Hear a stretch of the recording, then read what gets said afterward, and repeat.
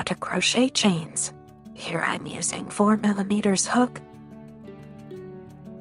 At first we are going to do slip knot. For a detailed tutorial on making a slip knot, check out my previous video. Then insert the crochet hook into the slip knot.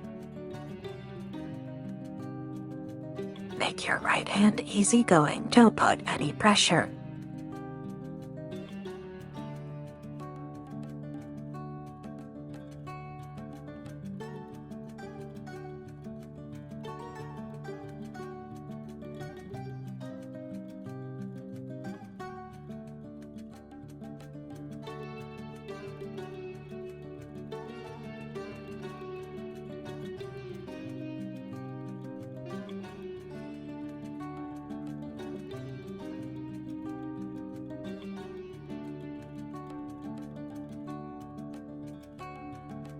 Do subscribe for more.